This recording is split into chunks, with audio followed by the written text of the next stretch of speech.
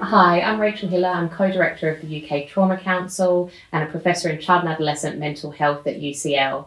Today I'm joined by my colleague Helen Minnis, who's professor in child and adolescent psychiatry at the University of Glasgow. In this module of the training, we're going to be talking through some of the key terminology that we think all commissioners and leaders should understand in terms of making sure our services are providing best evidence support to children and young people in the care system. So Helen and I are going to have a discussion about that and go into some details about what we see as some of the challenges. But just to let you know that in other areas of this module, you'll also find things like printable PDFs of key terminology as well. So Helen, thank you for joining me today. And I know you and I both think that really making sure we all have a key understanding of definitions in this area is important. But can we start by just having a chat about why you think it's important that everyone understands and is on the same page about definitions like trauma, mental health, neurodivergence, etc.? Yes, I think some of these terms, particularly trauma, is used in different ways by different people. And so you think you're talking about the same thing and you can be talking about something a little bit different. So it's just important that we understand what we're talking about. Yeah. And so let's dive into these definitions. What do we mean by trauma? How should services and how should commissioners be using the term trauma? I think in the mental health sphere, trauma refers usually to either abuse or neglect or to really major events like, being involved in a serious bus crash, for example, something that's out of the bounds of usual experience. But it's slightly different from the way that it's used, for example, by surgeons, where they're only talking about car accidents and things like that. We're talking about psychological trauma. Yeah. And I guess in mental health services, what we increasingly see is that trauma can be used as a way to describe almost a mental health outcome, like they have developmental trauma or they have trauma symptoms. But really, when we're looking at that in our research and also in practice that we've done in the past, trauma is really there as to describe the event or experience as a young person has been through. Exactly. Do you have any reflections on that, the kind of blurring of trauma being an experience or a mental health outcome? Well, I think it's really important to be precise about that because trauma is an event and not everyone who's experienced trauma ends up having a problem. There's the whole concept of and reality of post-traumatic growth. Some people have a trauma, experience of trauma, and they actually become stronger. I want to move through to what good practice looks like in this area. So when we're thinking about social care, mental health services, education services around terminology and understanding, do you have any thoughts on what good practice would be? For me, good practice is ordinary practice. We're not asking people to be super specialist. You don't have to know more to work with looked after and accommodated children. You just need to do the ordinary well. And I think for me, it's really important that we try and cover everything. And I don't mean that necessarily going into lots of detail and lots of small print, but it really often means just think about trauma-related problems and neurodivergence. If you do those two things, you're probably going to cover everything. And you don't have to do it brilliantly. You just have to do it well enough. Yeah. And in terms of terminology, when I'm thinking about good practice and where we have, because we do have pockets of really excellent practice across the UK, one of the areas where I have seen practice that I thought is really impressive is what I like to call a cup of tea intervention, where service leaders have come together, sat around a table and really had that discussion of when we say mental health in social care, do we mean the same thing that you mean in mental health services? And when we in mental health services say trauma, do you know what we mean by that, or do you think about that differently? And really making sure, and schools as well is important in that, really making sure that from the leadership level down, we agree with how we use terminology, and that is an evidence-based agreement where we can all get on the same page.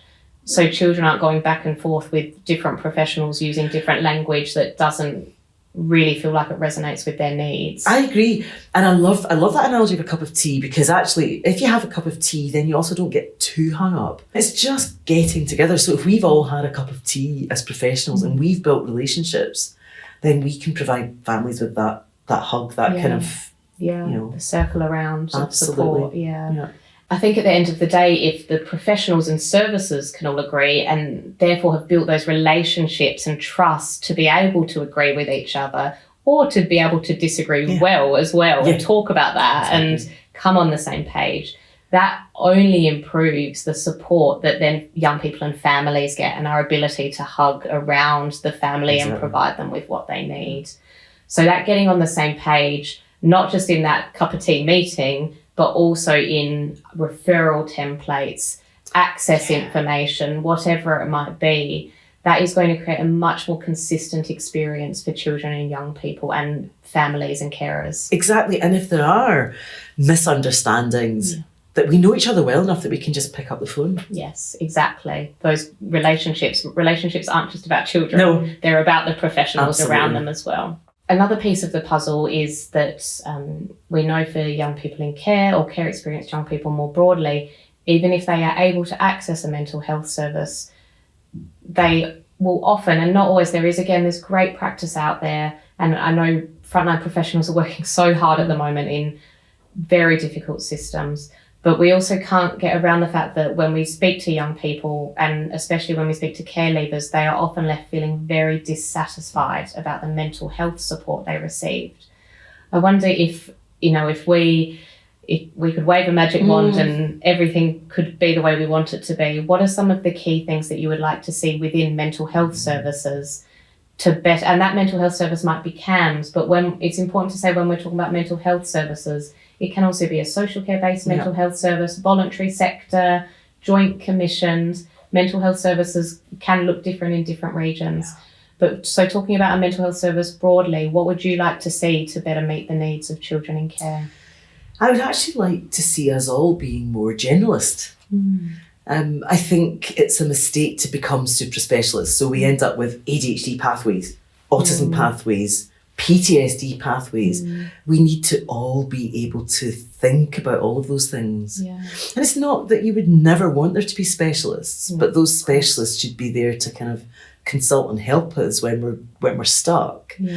But I think the most important thing is that for anyone in the care system, that they're actually able to have an assessment that thinks about ordinary mental health needs of various types all at the same time. I think the other thing to think about for commissioners particularly is that actually across the whole population, care experienced young people are quite a small group. There aren't that many of them.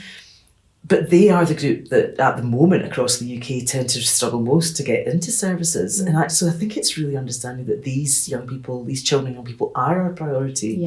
And that actually if we do provide them with mental health services earlier, then even if you were just thinking about the economics, they're going to be actually creating much less cost later. It makes economic sense to provide evidence-based, high-quality care as soon as you can in that child's care journey. Right. And I think one of the things we've found in our work is that there is a lot of overlap created by children and young people, particularly care experienced children and young people with complex problems bouncing around different services.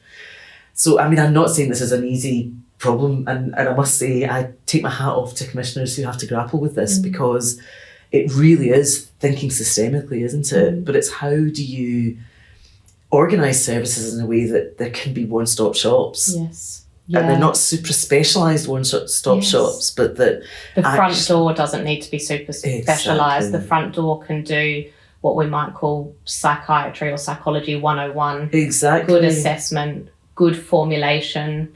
If a young person has what we might call quote unquote complex needs or a complex situation, a really high quality roadmap, a formulation for that it's more important, not less important. That's right. So the front door can be non-specialist and be curious and be hopeful and be evidence-based and then seek the specialist support that is needed based on what comes out of that. That's absolutely right, because the truth is, when a young person's problems are complex, that young person's not going to go away. No. So if we only if we only do one tiny little bit of it and say, well, that's your input over, then they are going to come back. And absolutely. And that is very unfair for the young person, but economically it's also not a great way to be spending money in services.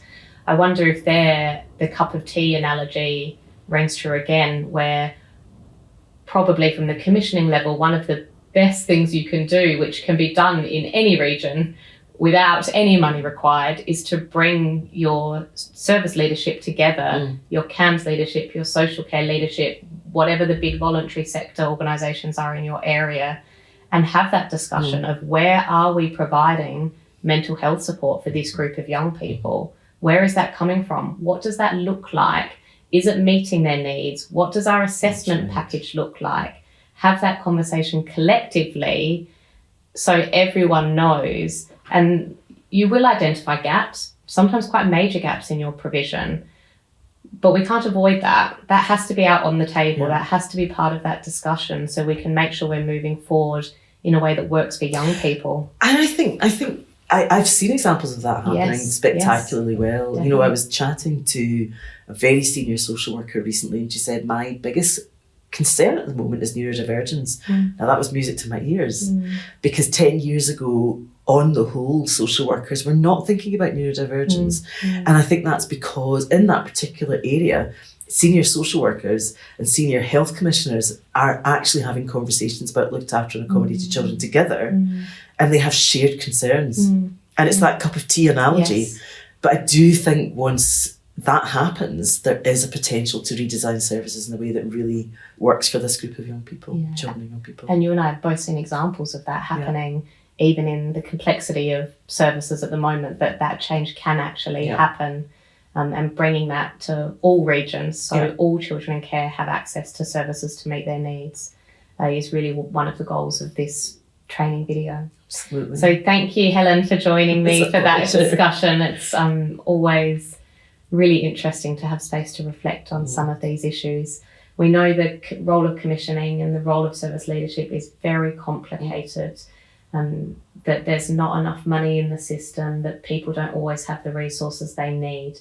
But one of the messages we really want to get through here is that even with that complexity, change really genuinely is possible. We've seen examples of it all over the UK in areas that are very, very deprived as well of resources. So change is possible, and holding in mind some of those basics, where can young people in care access support from? Is that support evidence-based?